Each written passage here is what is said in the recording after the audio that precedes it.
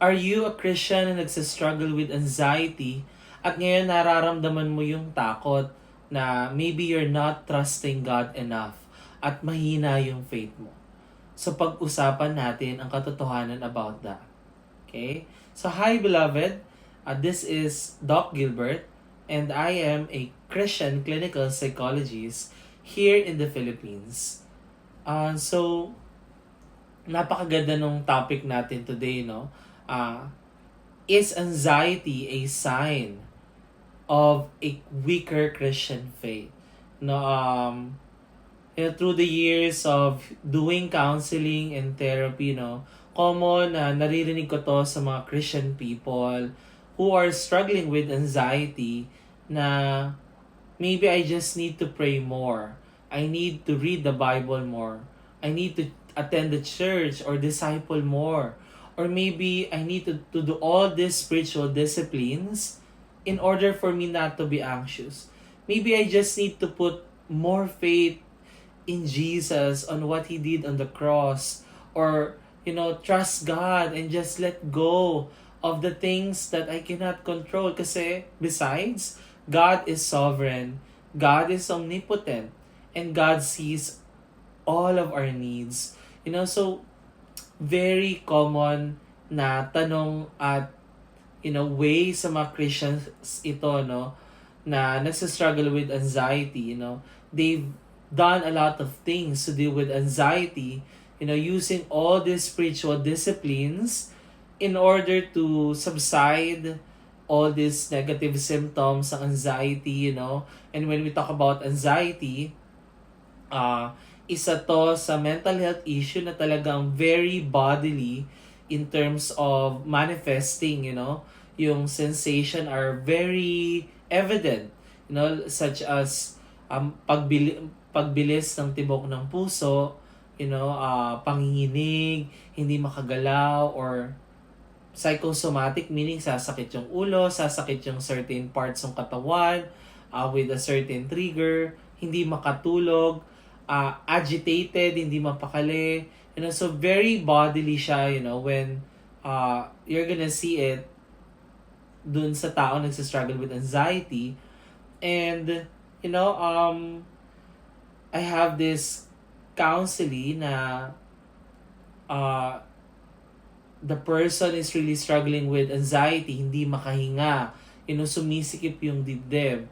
And napapatanong siya, na baka kulang pa ako ng faith. I'm not giving this certain relational issue, which is about a betrayal to God. And, the anxiety persisted. And there is this person na yung anxiety niya naman ay nagmamanifest as physical pain. And the person has been bringing it up sa pastor, and the pastor, with a good intention, saying to him na, baka kailangan mo pang mag-pray ng more, to have more faith. And,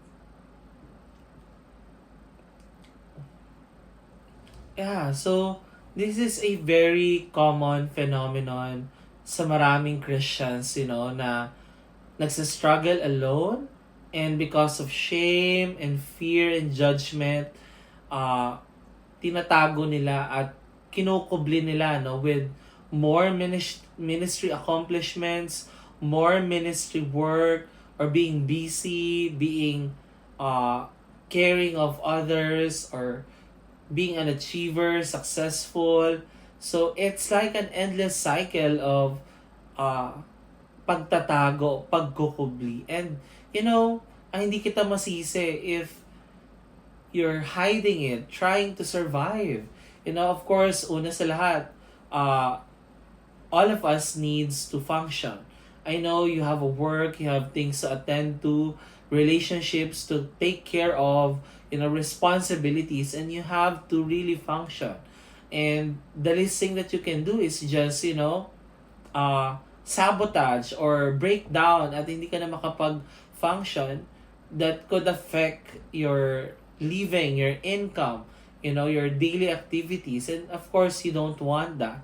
And at the same time, very common ito no, with Christian communities that um, it is always idealized kapag you have a greater faith, you are close to God and trusting God enough, then you're not gonna be anxious, letting go of the things of tomorrow, trusting God of the victory, then you should not be anxious, and it's very common na naririnig ko yan through the years in my counseling, whether it is directly na sinasabi ng leaders or ng pastors or sino man yung nandun sa church, or maybe indirectly implied.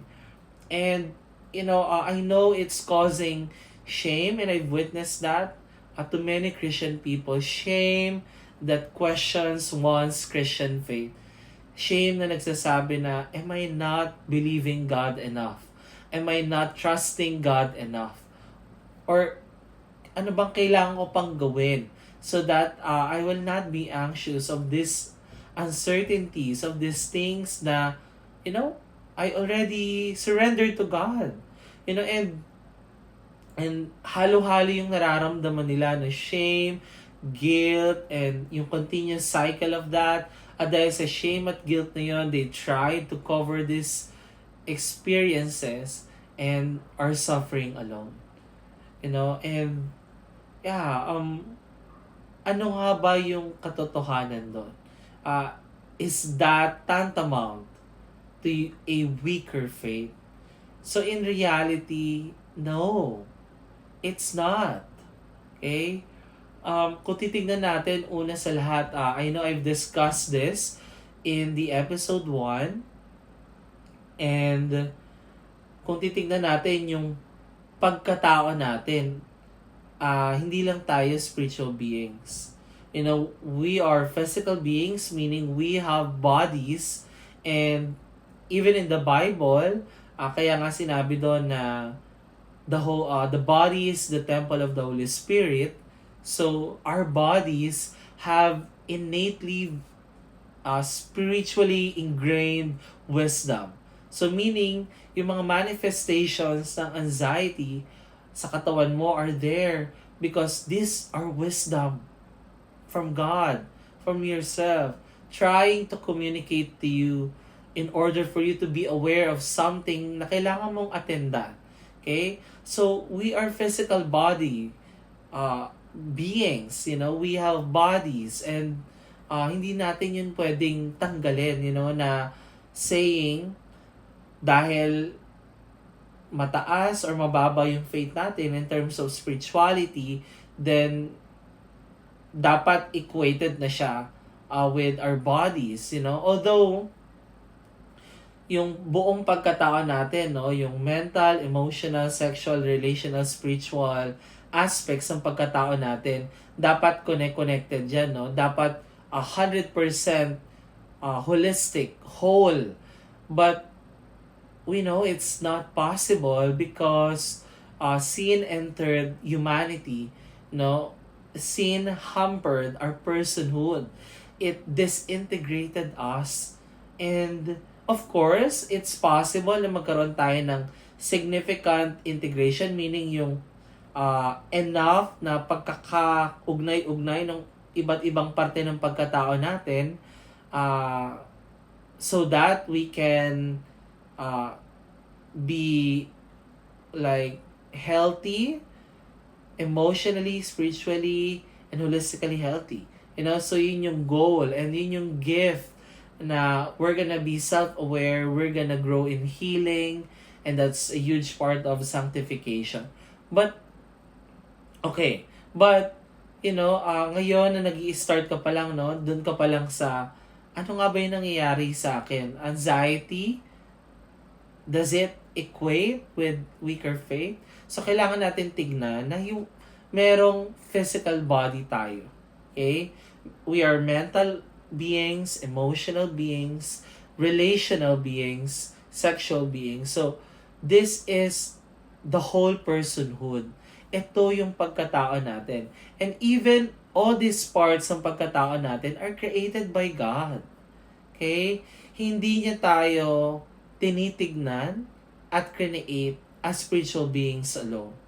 But God sees us as whole, in His infinite wisdom, in His power, in His lenses, nakikita niya yung buong pagkatao natin.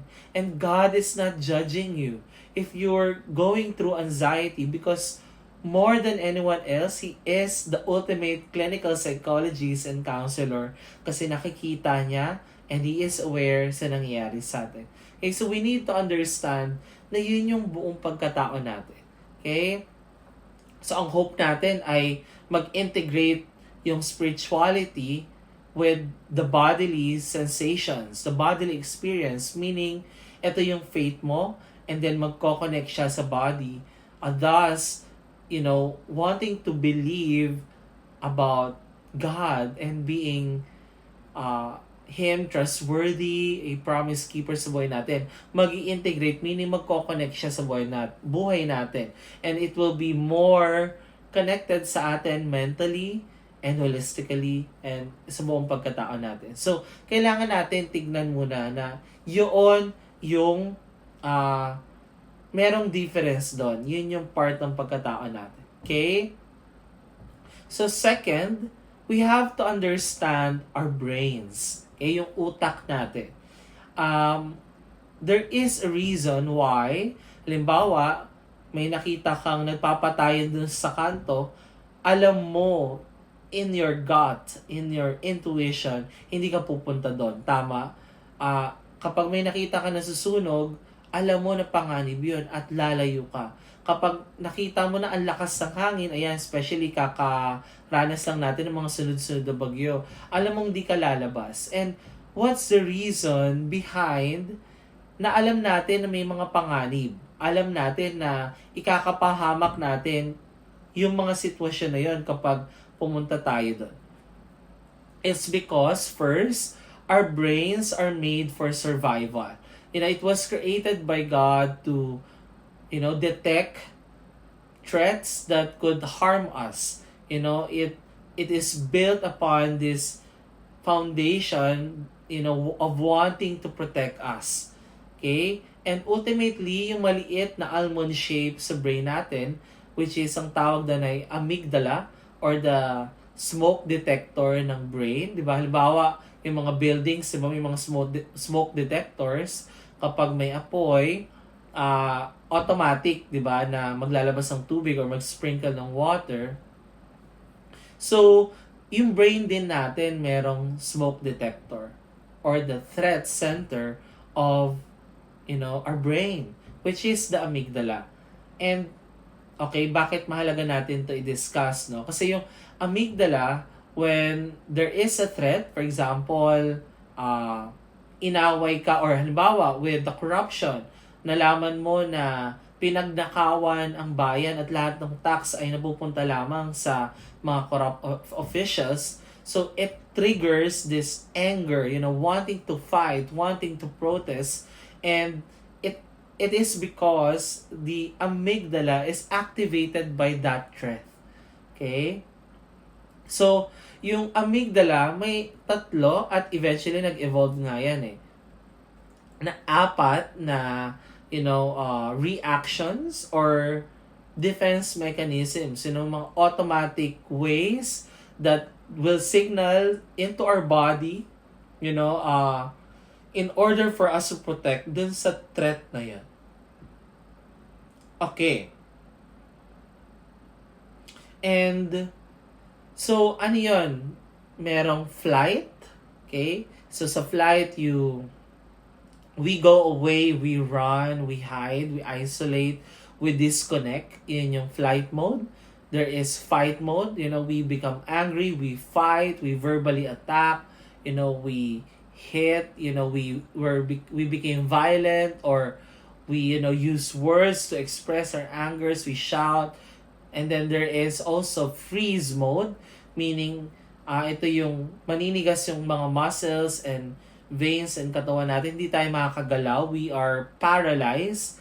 And meron ding fawn mode, meaning yung tao will submit and just go with the flow so that the person would not be harmed. Okay, so ano nangyayari no, kapag may unang threat? Ang usually na lumalabas sa mode ay ang fight and flight mode. Okay? But eventually, when the threat becomes repeated and the pattern and yung paggamit ng fight tsaka flight mode ay hindi nare-resolve yung specific threat, then, the amygdala goes into the freeze mode. Okay?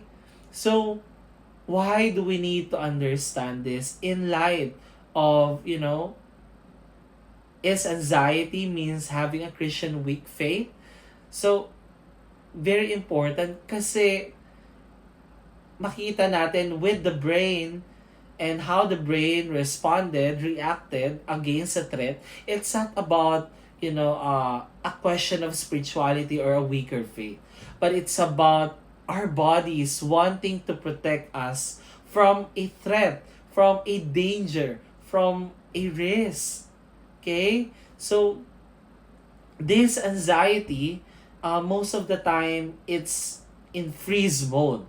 Okay? So, kaya, ano ba yung mga manifestations no? Yung hindi makakahinga, hindi makakagalaw, naninigas yung muscles, hindi makatulog, hypervigilant, and all these symptoms of anxiety are actually wanting to communicate na there is a threat. At your body, your brain, and mind wants to protect you.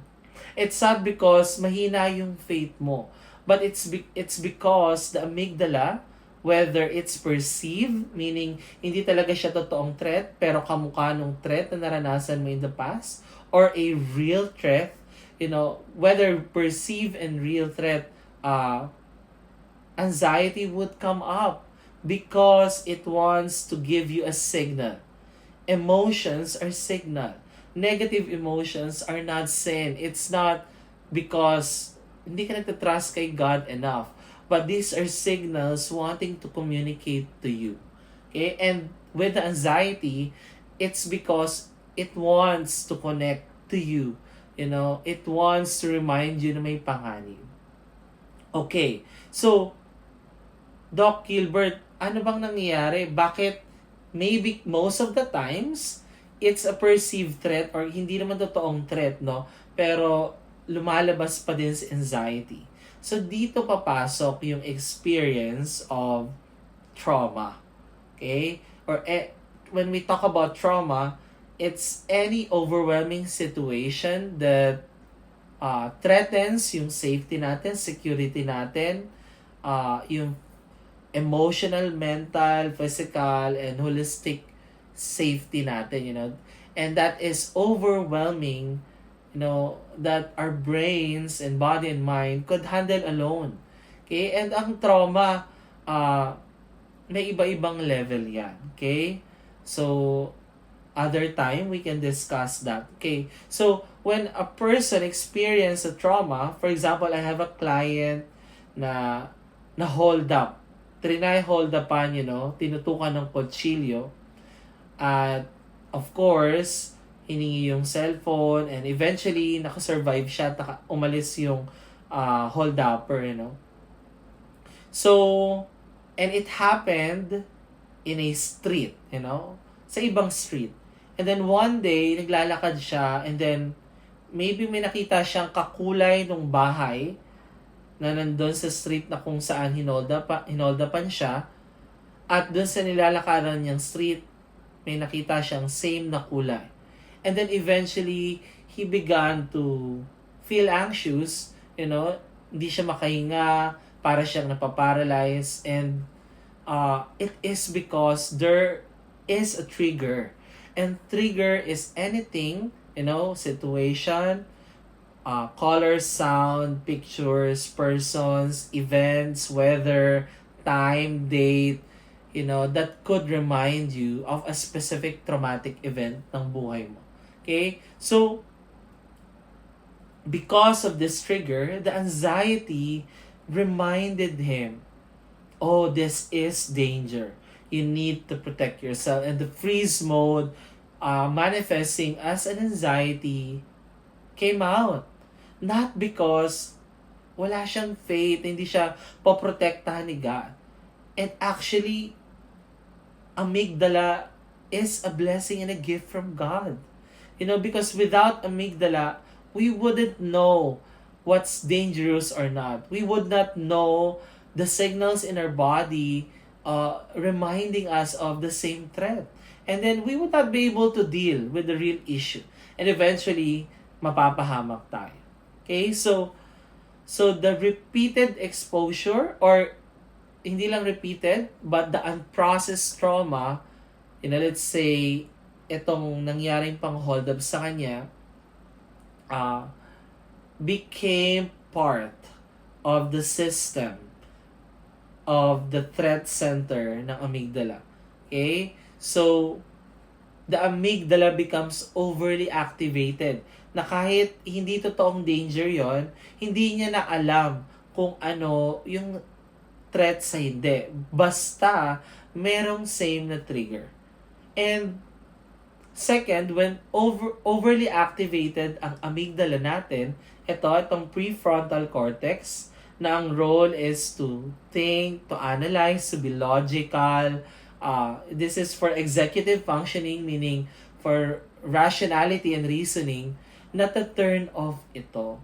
So kaya, hindi possible at the very moment to understand at sabihin mo sa katawan mo na hindi ka dapat ma-anxious dahil activated si amygdala, at kapag activated si amygdala, na to turn off si prefrontal cortex. Okay? So, of course, I don't want to use much scientific jargons here. And I'm explaining that because it's not because may hina yung faith mo. Okay? It's not because you're not trusting God enough. Your brain is just giving a signal through anxiety, the emotion. When we talk about emotion, it's the movement of body. It's giving a signal to your body that there is a possible threat. And it's not because that's, a sign ng weak faith. But it's only a signal, a reminder of a part of you wanting to communicate to you. And,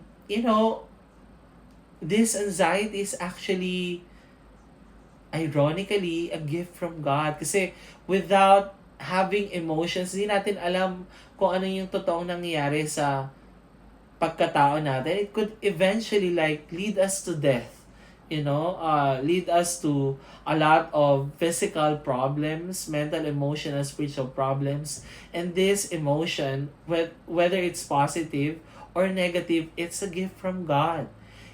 This anxiety is an invitation, not a sign of weaker faith. An invitation to look into deeper. What's going on with you? What is causing this anxiety? What do you need? What valid need this anxiety wants to connect with you, wants to communicate sa'yo. Okay? So, the unprocessed trauma, the overly and repeatedly activated amygdala set us into this survival mode. And anything that could remind us of the same trauma, same event na put tayo into danger, we're gonna remember that. And anxiety would try, to help us remember that. Okay? So I have a counselee na I remember this person is really struggling with anxiety, and the anxiety is about illness. Okay? And then eventually, as we look into in the counseling process, the news about illness or him feeling some form of physical pain is actually a reminder of the death of his sister na namatay sa isang sakit. Okay, so we needed, of course, to lessen the anxiety symptoms through mindfulness techniques. So we practiced, we did, I gave an assignment, I gave the technique sa kanya in order to deactivate amygdala and lessen the symptoms. But eventually, we need to talk about the root cause of that anxiety, the illness anxiety, which is the death of his sister. And yeah, I mean, this is a well-meaning guy, a new believer, Christian, and I really admire this person for his willingness to go deeper and to really work on, what's going on sa buhay niya. And actually, thankfully, by the grace of God, we terminated, meaning tapos na yung counseling namin, at he is mentally stable, able to regulate the anxiety, yung mga like normal anxiety of daily life, hindi na siya like intense or chronic anxiety the same way before.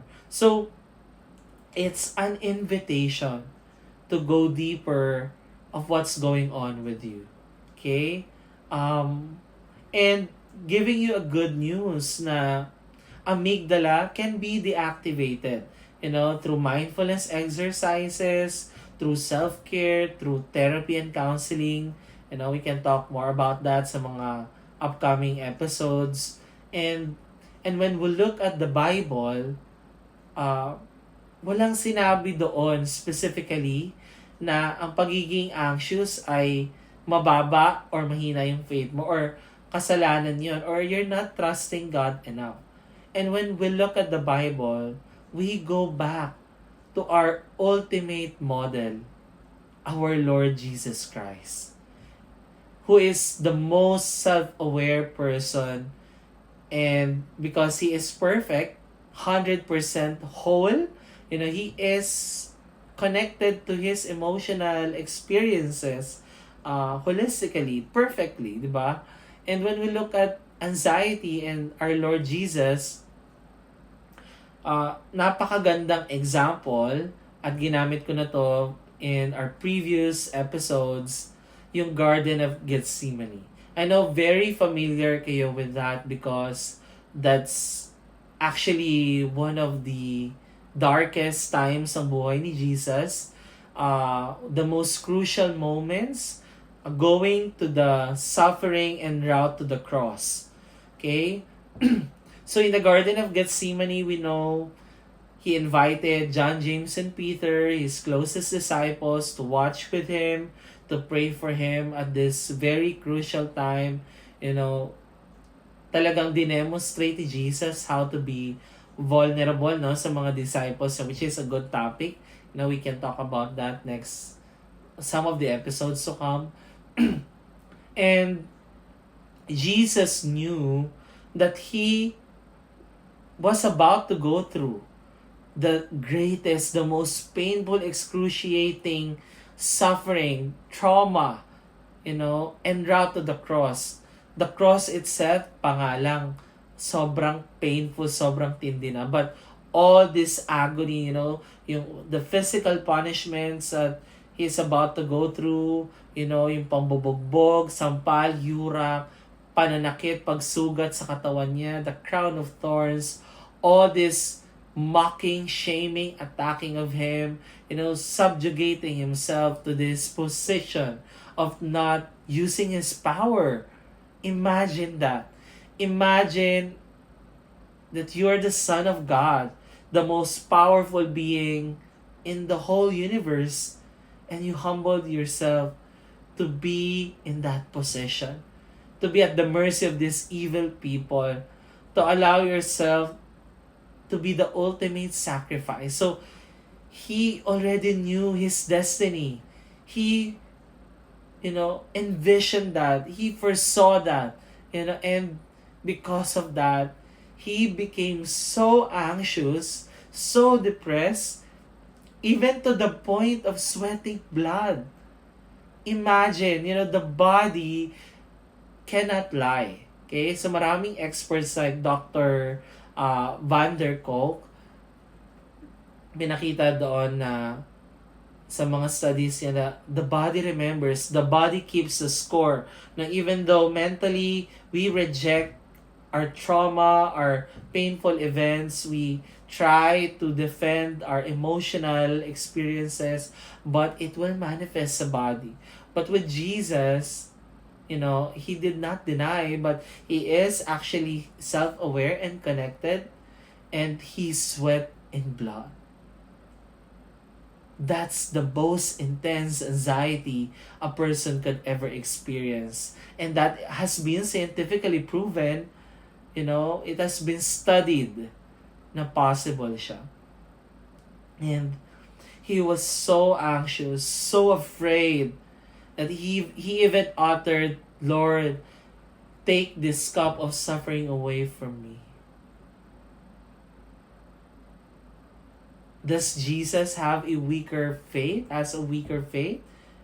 Did he not trust God enough? Did he not put his faith in his Father, not have this intimate relationship with God? Does that mean he sinned against God for saying all those words? No. Actually, those words that he uttered, the manifestation of anxiety and fear, him being vulnerable, is actually a testament of a greater faith. When he became vulnerable, authentic sa totoo niyang pinagdadaanan. And actually, for him to do that, to be authentic in that manner, in that level, it shows sa sobrang lalim ng relationship niya with Abba Father. Right? Diba, like, with our most intimate relationships, we can be honest. We can be vulnerable. We can be expressive ng nararamdaman natin. Kasi we know that we are safe, we're close, we are bonded, right? So we only do that sa mga taong kaklose natin. And with what Jesus did, he was so vulnerable and authentic. And that shows the level of intimacy, thus faith he has, with God. And besides, he said after that na, "Not my will, but yours be done." So, because Jesus is self-aware, holistic, 100% connected to his personhood, the bodily sensations really match the trauma that he was anticipating. The anxiety and the fear that manifested in his body, the blood sweating, crying out, maybe I can imagine yung panginginig, the tension, all these are matched with the intensity na pagdadaanan niya. And Jesus experienced the greatest trauma of all and wrought his death to the cross.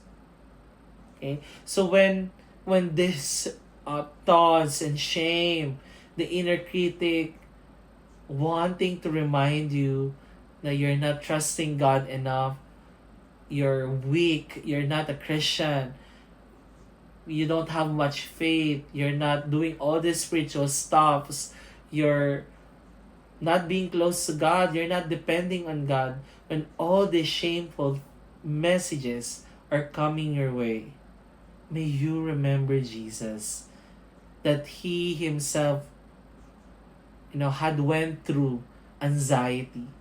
And if there's anyone who can empathize with what we're going through, with the mental health issues, the anxiety, for example, walang iba kundi si Jesus. And that's the very reason why he needed to go here on earth and became a human being.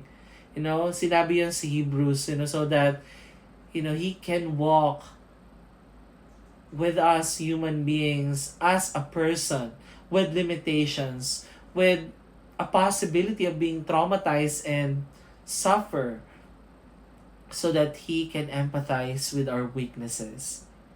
Your anxiety is not an evidence of a weak faith, but your anxiety is a signal in your body wanting to communicate you, wanting to communicate to you that you need to feel safe, you need protection, you need to feel secure because there is a looming danger, a threat, that needs to be processed.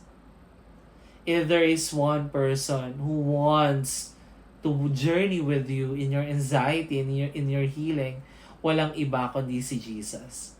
Okay? So when all these thoughts and negative voices are coming at you, remember Jesus at the Garden of Gethsemane. Remember Him as a person with body, with brain, and with mind. Remember yourself that you have amygdala, the threat center of your brain, and turn this anxiety and how you see it as a way of trying to understand yourself, trying to be self-aware with yourself, an opportunity for healing and growth and transformation. This anxiety must be looked into. At maraming ways to deal with that, especially counseling and therapy, which is yun yung calling and mission and ministry ko as of the moment, that could really help you. Okay? But for the meantime,